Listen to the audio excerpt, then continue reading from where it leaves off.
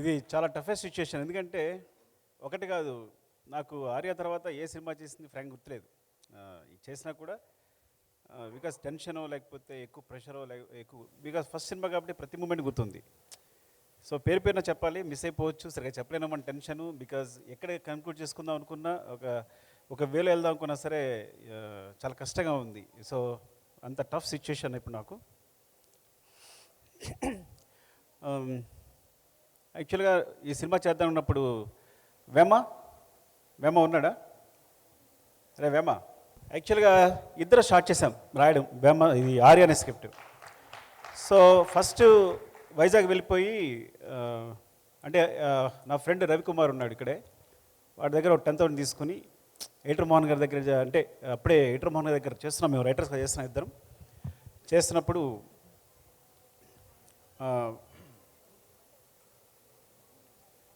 Continue ఎయిటర్ Mohan గారి దగ్గర చేస్తున్నప్పుడు సరే ఇంకా వదిలేసి మనం డైరెక్ట్ చేద్దామని చెప్పి నా ఫ్రెండ్ రవికుమార్ దగ్గర ఒక 10,000 తీసుకుని మేము వైజాగ్ వెళ్ళిపోయాం. హరిప్రసాద్ అని ఉన్నాడు, వాళ్ళ ఇంట్లో కూర్చొని ఇద్దరం స్క్రిప్ట్ రాయడం మొదలుపెట్టాం. అలా స్టార్ట్ అయింది దీనికి నాంది స్క్రిప్ట్. తర్వాత మళ్ళీ వచ్చిన ప్రకాష్ అని ఇంకో ఫ్రెండ్ ఉన్నాడు నాకు, తనతో డిస్కస్ చేసి we start the journey like that. And thank యూరా, ఇప్పటివరకు అసలు ఈడు దొంగ వాయి చేత కష్టపడి రాయించాడు ఈడి చేత. అంటే నిజంగా ఈడు కనుక పెన్ను పెట్టి రాస్తే ఇప్పుడు ఇండస్ట్రీలో ఎవ్వరు సరిపోరు. అంటే లేజీ బద్దకిస్ట్ ఇంటెలిజెంట్ అనమాట వీడు.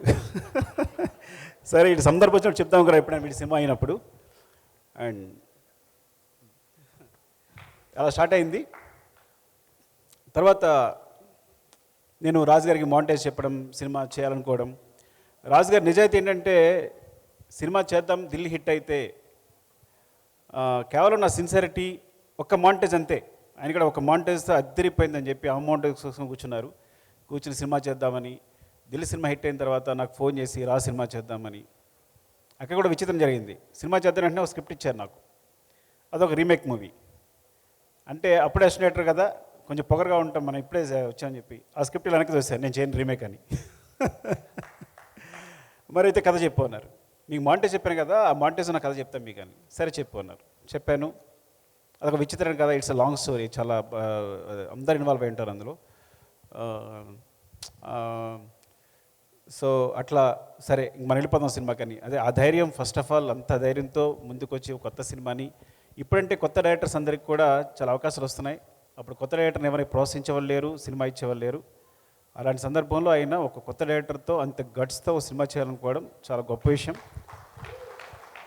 చాలా తక్కువ మంది డైరెక్టర్స్, చాలా తక్కువ మంది, ఎక్కడో కానీ ఛాన్స్ వచ్చేది కాదు. Thank you so much sir, మీకు లైఫ్ లాంగ్ రుణపడి ఉంటే ఆ విషయంలో. బికాస్ మీరు అప్పుడు ఆ ప్రామిస్ అనగా లేకపోయి ఉంటే, అంత ధైర్యం ఇచ్చి ఉండకపోతే ఈ సినిమా ఇప్పుడు ఉండేది కాదు, మేము చేసి ఉండేవాళ్ళమే కాదు. Thank you so much sir.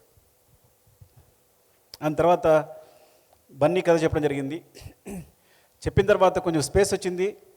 యాక్చువల్గా ఈ సినిమా మూడు అన్న కారణం, మొదటి కారణం రాజుగారు అయితే, రెండో కారణం తన భవిష్యత్తును తన వెతుక్కున్నట్టు బన్నీ ఈ కథ నాకు కావాలని పట్టు కూర్చుని సార్తో అందరితోనూ పోరాడి మళ్ళీ వచ్చి మమ్మల్ని అందరినీ మూవ్ చేసేటట్టు చేసి ఈ ప్రాజెక్ట్ అయ్యేటట్టు చూసుకున్నాడు. నేను యాక్చువల్గా కథ చెప్పిన తర్వాత ఇది ఇంకా జరగదేమో అనుకుని నేను వేరే స్క్రిప్ట్ కూడా, రాజుగారు వేరే కథ ఇస్తే కనుక దాన్ని డైలాగ్స్ రాయడం మొదలుపెట్టాం, నేను వేమ ప్రకాష్ అందరం. సో ఇంకా డైలాగ్ రైటర్గా చేద్దాం, ఎప్పుడో చేసుకోవచ్చులే అనుకున్నాను. కానీ తను వచ్చి ఈ కథని రౌండప్ చేసి చేద్దాం, ఈ సినిమా చేయాలి, ఇది నాకు నచ్చింది అని చెప్పి. ఫ్రాంక్గా చెప్తాను, ఏజ్ అప్పుడు 18, 19, ఆ ఏజ్లో ఆ మెచ్యూరిటీ, బాగా అలరగా ఉండేవాడు. కానీ అప్పుడే దాంట్లో నా ఫ్యూచర్ ఇందులో ఉంది అని పట్టుకుని మమ్మల్ని పుష్ చేసి ఈ got the vibes. Thank you darling, definitely thank you so much. రెండు విధాలుగా కూడా, అటు real life and real life both are నీ వల్లే బేస్ అయి ఉన్నాను ఎప్పటికీ కూడా. నీ ఇట్లా నిలబడి ఉన్నాను కాళ్ళ మీద అంటే definitely you are the base, ఎప్పటికీ మర్చిపోలేను. ఆ మాట చెప్పినప్పుడల్లా నా బాడీ వణుకుతూ ఉంటుంది. Love you darling. And darling Devi, అప్పుడు దేవి ఒక సెన్సేషన్. సినిమా చేస్తే నేను 2 అడిగాను రాజుగారిని, 3 అడిగినట్టున్నా. నాకు టాప్ టెక్నీషియన్స్ కావాలి. 1 రత్నాకర్ గారు, ఆయన అప్పుడు బాలా సినిమాలు చేస్తున్నారు, టాప్ కెమెరామెన్. శ్రీకర్ ప్రసాద్ గారు ఎడిటింగ్ టాప్ ఎడిటర్. దేవి సెన్సేషన్, నాకు దేవి కావాలి, ఇలా ముగ్గురిని ఎంచుకున్నాం. అందులో అంతకన్నా టాప్ 8 వచ్చారనుకోండి మాతారి వెంకటేష్ గారు. కానీ చెప్తాను అప్పటికి ఇలా అనుకోవడం వల్ల. సో డార్లింగ్ దేవి వచ్చాడు, చిన్న కుర్రాడు, కథ చెప్పాను, కింద గోల అవుతుంది, పైకి వెళ్దామన్నా, ఇంకో ఫ్లోర్ ఎక్కాం, ఇక్కడ కూడా గోల, కాన్సన్ట్రేషన్ కుదరట్లేదన్నాను, మళ్ళీ పైకి వెళ్ళాం, ఇక్కడ కూడా గోల వస్తుంది, ఇక కథ చెప్పలేకపోతున్నానన్నా, ఇంకా ట్యాంక్ ఎక్కాం, అంటే వాటర్ ట్యాంక్ పైకి ఎక్కాం, అమ్మయ్య ఇక్కడ ఎవరు లేరు, మంచి కథ చెప్పుకుందాం అనుకున్నాం. అక్కడ కథ చెప్పుకున్నాం. కథ ఐ థింక్ ఫస్ట్ హాఫ్ అయినట్టుంది. వెళ్ళి మార్నింగే ట్యూన్ ఇచ్చేసాడు. ఏది ఫిల్మేలో ట్యూన్ మార్నింగే వచ్చేసి, ఫోన్ తింటే ఫోన్ లిఫ్ట్ చేయట్లేదు, ఇదేంటి నేను ఫస్ట్ హాఫ్ కథ చెప్పాను, ఇంకా సెకండ్ హాఫ్ చెప్పాలి కనీసం, టచ్లో లేడు తను కనీసం అని అంటే, లేదు తను వస్తాడు, కంగారు పడుకున్నారు రాజు గారు. వచ్చాడు, రాగానే డార్లింగ్ ఒక మీకు ట్యూన్ చేసాను చూడండి అని ట్యూన్ వినిపించాడు. అదే ఫిల్మేలో ఫస్ట్ ట్యూన్ చెప్పిన వెంటనే ఐ థింక్ వీఆర్ అందరూ ఇంప్రెస్. ఆ ట్యూన్ అలా వెళ్ళిపోయింది. Thank you so much for all the songs. అంటే అప్పుడు తెలియకుండా నేను చెప్పాను కదా, నీ వాయిస్లో వినేసి ఇప్పటికీ అదే జడ్జిమెంట్ నమ్ముతాను నేను. ఎందుకంటే నీ వాయిస్ విని విని విని నాకు అదే అనిపించేది. అప్పటి నుంచి ఏదైనా ఎక్కువ వినేసి ఉండి నేను జడ్జిమెంట్ తీసుకుంటానని ఎప్పటికప్పుడు చెక్ చేసుకుంటాను. అది ఒక మ్యూజిక్లోనే కాదు, సీన్స్లో కూడా నేను ఎక్కువ నువ్వు చెప్పిన ఒక మాట నాకు ఒక యూజ్ అయింది నాకు స్క్రిప్ట్లో కూడా. Thank you darling and love you. ఆ టైంలో యాక్చువల్గా ఆ టైంలో సాంగ్ చెప్పాలి. నాకు ఐటమ్ సాంగ్ ఇష్టం లేదు, తెలుసా మీకు విషయం సినిమాలో? ఎందుకు నిజం మాట్లాడుకుందాం.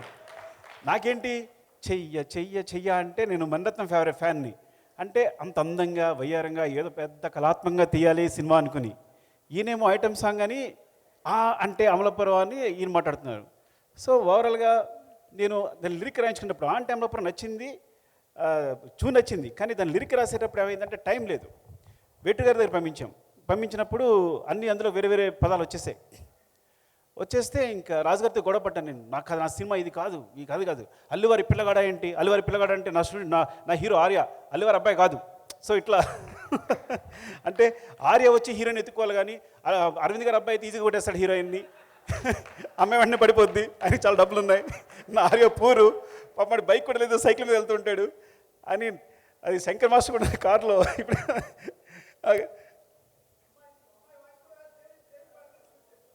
అవును, అమ్మాయి వాయిస్ కూడా లేదు అప్పుడు అని అట్లా. సో ఆ సాంగ్ గురించి. సో నాకు ఐటమ్ సాంగ్ అంటే ఐటమ్ సాంగ్ అనుకోవాలి, నేను చేయాలని క్లాస్ సాంగ్ అనుకున్నాను. అప్పటి నుంచి విచిత్రం తెలుసా నీకు, ఐటమ్ సాంగ్ మొదలుపెట్టిన ఆయన సినిమాలో ఒక ఐటమ్ సాంగ్ ఉండదు. నేను చేసే ప్రతి సినిమాలోనూ ఐటమ్ సాంగ్ వచ్చేసింది. నేను పెట్టాల్సి వచ్చింది. No I believe it that.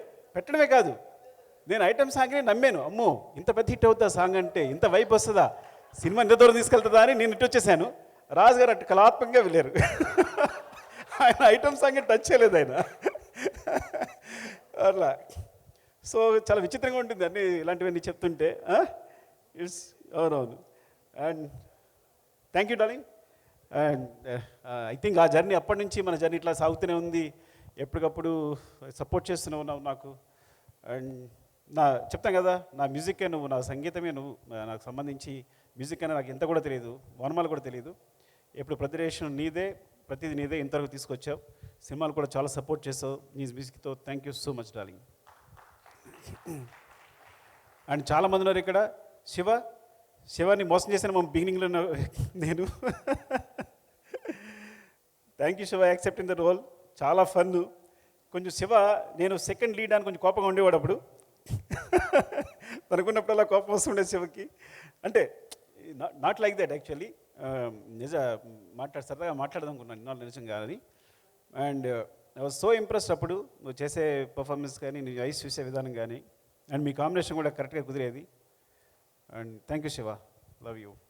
ఒక్కొక్కరు మాడుతుంటే సుబ్బు, ఐ థింక్ ఆ సుబ్రాజన్ చూసారా ఒకసారి నిలబడడం, చెప్పండి ఎలా ఉన్నాడు ఆయన? సుబ్బు అలాగే ఉన్నాను, నువ్వు అసలు ఏం మారలా. మరి ఏం మేనేజ్ చేస్తే అర్థం కావట్లా. కొట్టుకునే వాళ్ళం కదా మనం. నువ్వు కొట్టుకుంటే సరిపోయేది కాదు నాకు, నేను గట్టిగా పట్టి స్పృహ పడిపోయాను కూడా. ఒకసారి రామలక్ష్మి గారి కథ చెప్తూ గట్టి కొట్టుకోవాలి అంటే, విలన్ ఇలా కొట్టుకుంటే అమ్మాయి ఆడినంటే కొట్టుకుంటాడని కొట్టుకుంటూ పడిపోయాను నేను. కొడుతు అంత గట్టి కొట్టుకున్నా. సుబ్బుకి కొట్టించాం కదా అట్లా. Thank you. అండ్ రత్నవేల్ గారు చెప్పాను కదా, నేను టాప్ కెమెరామెన్ కావాలి సూపర్ అని. So actually I learned a lot brother. First because as assistant director గారిని స్టార్ట్ చేసి, యాక్చువల్లీ అసిస్టెంట్ డైరెక్టర్ ఎక్కడ చేయలేదు నేను. కానీ రైటర్గానే చేశాను. అంటే వినయ్ గారు చేసినా కూడా రైటర్గా ఉండేవాడు, కానీ చూసేవాడు, కానీ వినయ్ గారు నాకు ఏ పని చెప్పేవారు కాదు. So what I learn from Vinay garu only. So thanks to I always నా సినిమా గురు వినయ్ అనే చెప్తాను. బికాజ్ ఏదైతే నేర్చుకున్నానో తన నుంచి నేర్చుకున్నాను. ఏమన్నా నాకు నేర్పినా తనే నేర్పారు, తనే సపోర్ట్ చేశారు. Thank you sir, thank you so much for your love Vinay గారు.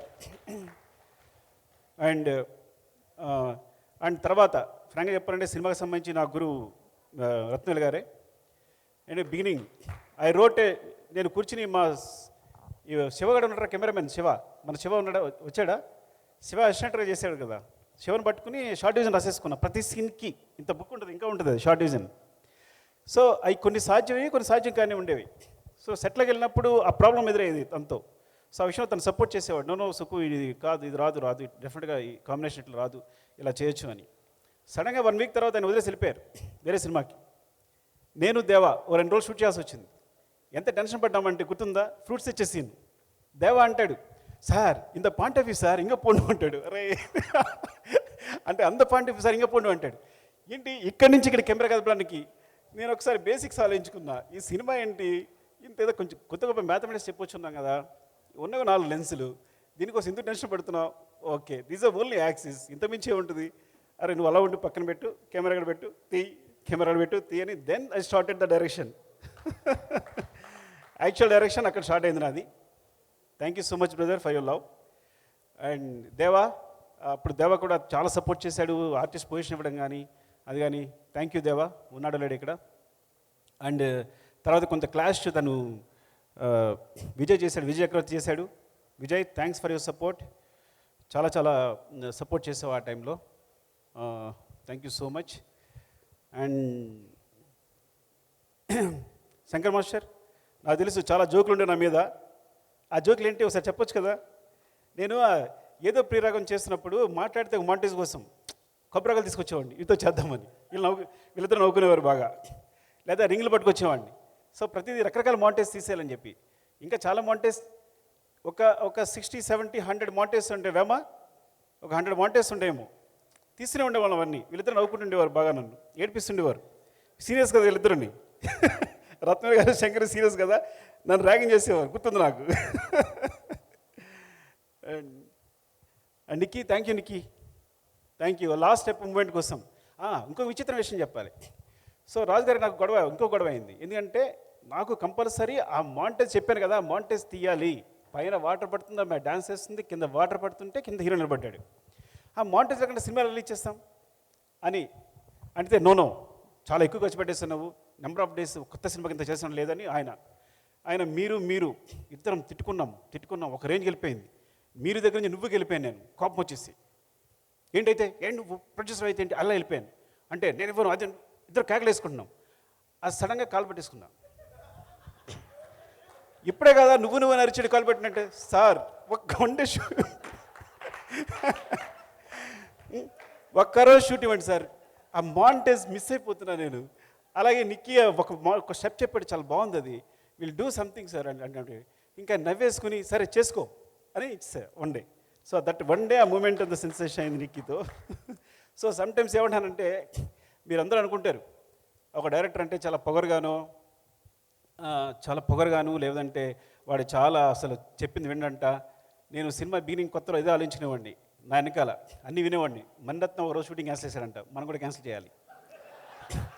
కృష్ణవంశీ గారు 49 టేక్ చెప్పండి, మనం 50 టేక్స్ చేయాలి. సో వెనకాల చూసేవాడిని, వెనక్కి తిరుగుతాయి, ఈ షాట్ వచ్చిన వెంటనే ఒక మణిరత్నం కనిపించేవారు, ఇటు కృష్ణవంశీ గారు కనిపించేవారు. సో ఐ ఫీల్ లైక్ ఒక్కొక్కరు అంటే కథలు వింటుండేవాళ్ళం కదా. ఇంకో రామ్ గోపాల్ వర్మ అసలు ఫోనే చేయడంట, ఆర్టిస్ట్ చేయకుండా ఇలా బుక్ చదువుకుంటాడంట, ఎస్ అంటాడంట, మనం కూడా అలా చేయాలి. సో ఇవన్నీ రిపీట్ అవుతుండేవి. ఎందుకు చెప్తున్నాను ఇది, మిస్ అయిపోయాను. ఎందుకు చెప్తానంటే డైరెక్టర్స్ అందరికీ సో చాలా కాంప్రమైజ్లు ఉంటాయి. నేను రాజుగారి కాళ్ళు కనీసం 3 సార్లు పట్టుకుని ఉంటా సినిమా మొత్తం మీద. అంటే అంత జాగ్రత్త కూర్చున్నారా మీరు అంటే అంతే. సో మీరందరూ ఏమనుకుంటారంటే చాలా పొగరుగా సుకుమార్ అంటే ఏం అవడం మాట లేదు. నేను చాలా కాంప్రమైజ్ అవుతాను. కేవలం ప్రోట్ నాకు రావడం కోసం కాంప్రమైజ్ అవుతాను. నా ప్రోట్ రావడం కోసం కొంచెం కోపంగా బిహేవ్ చేస్తాను. ఇది కేవలం సినిమా కోసం మాత్రమే. ఒకసారి నిజంగా కూడా కోపం రావచ్చు, దాన్ని సర్దుకుంటాను. సో అంటే డైరెక్టర్స్ అందరూ వచ్చే అసిస్టెంట్ డైరెక్టర్లు అందరికీ ఒక సందేశం ఏంటంటే, పైకి మీ అందరూ ఇలా కనిపించవచ్చు కానీ చాలా కాంప్రమైజ్లు ఉంటాయి, చాలా కష్టపడి ఉంటాం, చాలా బాధపడి ఉంటాం, చాలా తిట్లు తిని ఉంటాం, చాలా ఇన్ఫీరియర్గా బతుకుంటాం. సామాన్య మానవుడిలాగా మీరు చూడరు, ఒక అంటే అఫ్కోర్స్ అలా మాట్లాడకూడదు, అట్లా అందరిలా బిహేవ్ చేస్తుంటాం. సో అది బట్టి గుర్తుంచుకోండి, మీరు పైకి చూసి మీరు మనం మోసపోకండి అని చెప్తున్నాను ఇంకే చెప్పడం కోసం. అరే వేణు, థ్యాంక్ యూ రా, థ్యాంక్ యూ సో మచ్.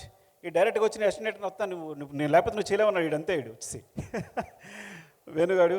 అలాగే భాస్కర్ కూడా అక్కడ ఉంటే నువ్వు వచ్చేసారా అని భాస్కర్ అని రమ్మని. So it's like very big team. ప్రతిదీ సురేష్, పెద్ద ప్రసాద్, అందరూ నా అసిస్టెంట్లు అందరూ పేరున ఎవరైనా మర్చిపోతే అందరూ డైరెక్టర్లు అయ్యారు. వాసు, అరే వాసుగాడేడి, జోష్ వాసుగాడు, అప్పుడప్పుడు హాయ్ చెప్పరా, వస్తావా పైకి? రావు కదా, రా పర్లేదురా. సో వాసుగాడు ఏంటంటే మా ఇద్దరు గొడవలు అయితే మధ్యలో అనమాట. రాజుగారు అలా కాదండి, వాడికి ఏదో విజన్ ఉంది అని ఈడు అడ్జస్ట్ చేయడు మధ్యలో మీడియేటర్గా. సో ఇట్స్ లైక్ సో అంటే అందరినీ చూస్తుంటే అందరూ డైరెక్టర్లు అయ్యారు, చాలా హ్యాపీగా ఉంది, చాలా ఆనందంగా ఉంది. అరే అలా ఎక్కలేవరా ఎప్పుడు. సో వాసు, హర్ప్రసన్న రా నువ్వురా, ఎందుకంటే ఈయన జడ్జి అప్పుడు కథ చెప్తున్నప్పుడు ఏంటి వేమ నేను కథ రాస్తుంటే ఈయన ప్రతి సీన్ బాగుందా లేదని చెప్పేవాడు, వీళ్ళుంటేనే కూర్చొని రాశాం. రవి ఉన్నాడా? వేణు అంటే టీం అందరూ వస్తే బెటర్. ఒక్కసారి నా అసిస్టెంట్ టీం అందరూ వేణు, సురేష్, ఎవరెవరు వచ్చారో, వేమ, రవి. సో పేరున చెప్పాలంటే అక్కడ మిస్ అయిపోతే అభినయ, థ్యాంక్ యూ సో మచ్. నువ్వు డాన్స్ చేసే వరకు నేను నమ్మలేదు, నాకు తెలుసు నువ్వు కోపం చూసావు ముందు నన్ను కదా, ఇప్పుడే కోపం ఉంది నీకు. నేను వేరే పెద్ద హీరోని ఊహించుకున్నా, రాజు గారు అమ్మాయికి బిజినెస్ క్లాస్ టికెట్ వేయాలని చెప్పి ఆప్ చేశారు అమ్మాయిని. తెలుసులేండి మాకు, సీరియస్గా డార్లింగ్, నేను ఒక పెద్ద హీరోయిన్ని ఊహించుకుంటే ఆయన బిజినెస్ క్లాస్ టికెట్ కోసం అమ్మాయిని క్యాన్సిల్ చేశారు. కానీ అంతకన్నా పుష్పక విమానంలో ఈ అమ్మాయి వచ్చింది. She so beautiful. వచ్చాక ఒక మూమెంటేగా నాకు అర్థమైంది, కళ్ళు తిరిగిపోయాయి, నాకు కావాల్సింది టాలెంట్ అని. అంత అద్భుతం చేసింది. ఇప్పుడు నువ్వు డాన్స్ చేస్తుంటే ఆయన ఎంత ముచ్చడిపోతున్నాడు బన్నీ గారు, యూ నో దట్. సో ఇప్పటికి కూడా అదే గ్రేస్ ఉంది, ఎంత అద్భుతం చేసావంటే. Thank you so much. And sir, Arvind sir, నేను చెప్తాను కదా, ఎవరిని నాకు బిగినింగ్లో తెలిసేది కాదు, లెక్చర్గా చేసి వచ్చాను. నాకు 2000 మంది students, exaggeration maybe 1000 or 1500 what ever. 1500 ఉంటారా బుచ్చి? ఉంటారా కాలేజీలో? మన కాలేజీలో ఈజీగా ఉంటారు. లాంగ్ టర్మ్ వాళ్ళు అందరూ పొద్దున్న లేస్తే అక్కడ నిలబడితే వస్తే అందరు good morning sir, good morning sir, good morning sir అండి. ఇక్కడ నేను వస్తే సూట్ కేసు మోయాలి, అందరికి గుడ్ మార్నింగ్ చెప్పాలి. సో అయినా సరే ఆ లెక్చర్ బుద్ధి పోలా. ఒకసారి నేను సెట్లో కూర్చున్నాను, షూటింగ్ చేస్తున్నాను, అరవింద్ గారు వచ్చారు. ఆయన ఎంత తీసుకుంటారు, వచ్చారు. నేను రిలైజ్ అవ్వాలా, రత్న గారు ఇలా గోకుతున్నారు, కాల్తీ అని. అంటే నేను కాలు మీద కాలుస్తున్నాను అనమాట, అరవింద్ గారు ఎదురుకుండా. Sir, I'm very sorry for that.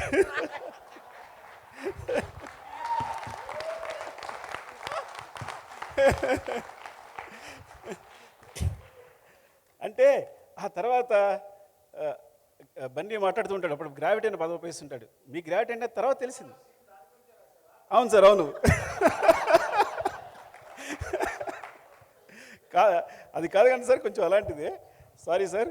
రత్న గారు ఇలా అనేవారు నన్ను, కొంచెం ఆ విషయంలో కూడా బ్రదర్ హెల్ప్ చేశాడు. అంటే చాలా విషయాలు ఇలా ఉండాలి, ఇలా ఉండకూడదు, వాళ్ళతో ఇలా బిహేవ్ చేయాలన్నది. Thank you so much, love you brother. And ఇంకెవరైనా, అరే హన్షిత, బాగా ఆడుకున్నాడు కదా మన ఇద్దరం, ఎక్కడికి వెళ్ళాం మీ ఇద్దరం కలిసి వెళ్ళేవాళ్ళం. నా పక్కనే ఉండేది. ఎక్కడ మనం తిరుపతి వెళ్ళాం, మంత్రం కలిసి వెళ్ళేవాళ్ళం. నడిపించేదా నిన్ను? నేను కూడా ఆశీష్ ఖండ్ అయితే నేను మోసాను కూడా, ఎత్తుకుని మోసా, వాడి బండగా వెళ్ళిపోతుంటే. So and Bablu, thank you Bablu. చిత్రం సీను, లాస్ట్ మినిట్లో వచ్చేసావు. అండ్ ఎవరైనా మిస్ అయిపోయినా పేరుపైన చెప్పాలి, ఇప్పుడు ఏదో మాట్లాడుకుని కూడా చాలా మిస్ అయిపోయాను నేను. And thank you so much. And అందరూ కూడా, మా టీం అందరూ, వేమ, లవ్యూరా, రవిబాబు, థ్యాంక్స్. వీడి 10,000తో నేను స్టార్ట్ చేస్తా, కథ స్టార్ట్ చేయడం. వీడికున్న 10,000 ఉంది బ్యాంకులో. నీకేం కావాలరా అని చెప్పి ఆ 10,000 క్యాష్ తీసుకొచ్చి ఇలా ఇచ్చేసాడు మాకు అంతే. ఆడు సంపాదించుకుంటే 10,000 ఆ టైంలో 10,000 is a very big matter. And Hariprasad అన్నయ్య వీళ్ళింట్లోనే మాకు రూమ్ లేదు కాబట్టి తనే ఫుడ్ అన్నీ రూమ్లో కూర్చోబెట్టి మా ఇద్దరిని అరే ఇది కాదురా అని చెప్పి లైక్ ప్రతి సీను జడ్జ్ చేస్తూ ఇలా చేయాలి అలా చేయాలని. తన సినిమాలో చాలా ఎక్కువ ఉండేది, మాకన్నా చాలా ఎక్కువ, ప్రతి సినిమా చూసేవాడు తను. థ్యాంక్ యూ సో మచ్ అన్నయ్య.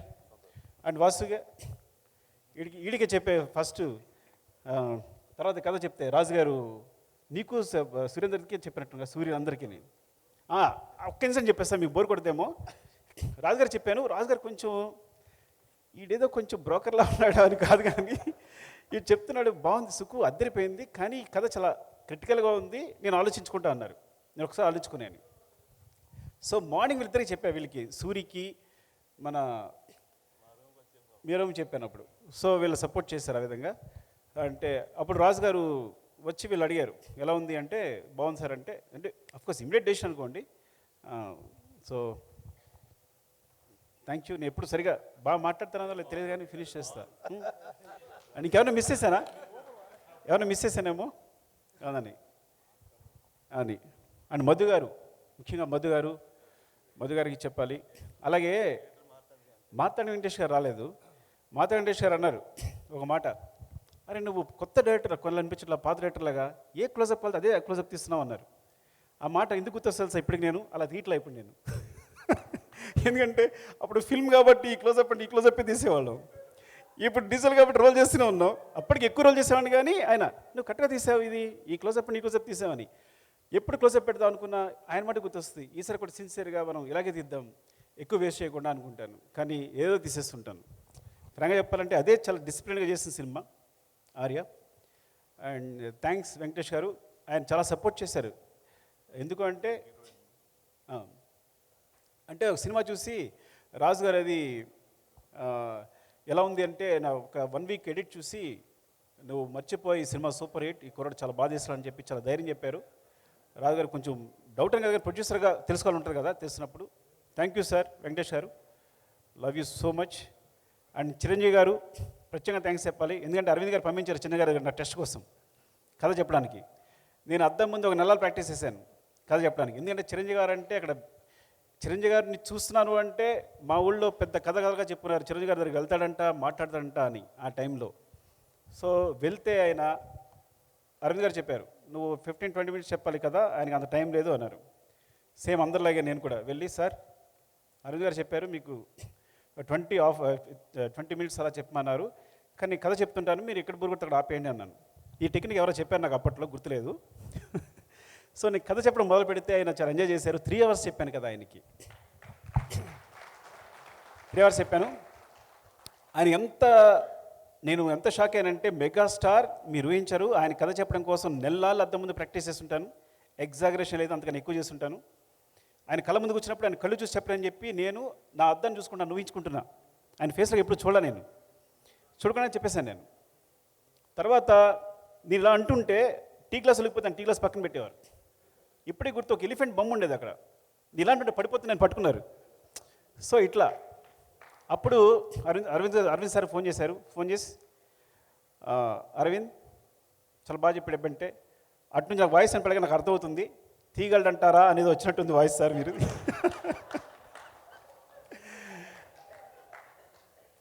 బికాజ్ నాకు ఎక్స్పీరియన్స్ లేదు, ఏ సినిమాకి అసినేటర్గా చేయలేదు పెద్దగా, సో డెఫినెట్గా డౌట్ ఉంటుంది. ఇక్కడ నుంచి ఆ మాట అన్నారు, ఈ సినిమా కెమెరా పాతి తీసిన హిట్టే తీ అన్నారు. థ్యాంక్ యూ సార్ చిరంజీవి గారికి. అండ్ పేరున ఏమన్నా మర్చిపోయినా అనుకోవద్దు, ఇంకో సందర్భం ఎప్పుడైనా వస్తే కనుక డెఫినెట్గా మాట్లాడతాను. Love you so much. Anu Mehta, yeah అసలు శిరీష్ గారు లక్ష్మి గారు. సో ఫస్ట్ డార్లింగ్ సపోర్ట్ చేసిన శిరీష్ గారు, ఈ విషయం మర్చిపోకూడదు. అది తర్వాత లక్ష్మణ్ గారు, ఇద్దరు. సో ఎప్పుడు ఇద్దరు కనిపిస్తుంటారు మమ్మల్ని ఎప్పుడు.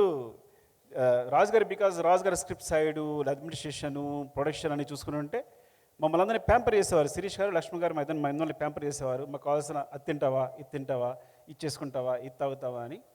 Thank you so much Shirish garu and Laxman గారు, అండ్ లవ్ యూ ఆల్. అంటే ఇంకా నిన్నే మొన్న జరిగినట్టుంది ఇదంతా.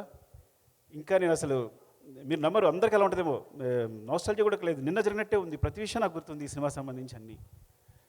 Thank you so much. ఎందుకంటే ఈ సినిమా గురించి మాట్లాడడం మొదలు పెడితే అలా వెళ్తూనే ఉంటుంది. అందరికీ పేరు పేరున థ్యాంక్స్. ఇక్కడ ఈ రోజున ఇలా నిలబడ్డానంటే డెఫినెట్గా మీ అందరి సపోర్ట్ అండ్ మీ ఆశీస్సులు అనే మాట ఇప్పుడు వాళ్లే కానీ మొట్టమొదటిసారి వాడుతున్నా. డెఫినెట్గా మీ ఆశీస్సులు, మీ బ్లెస్సింగ్స్, మీ wishes. Thank you so much. Love you.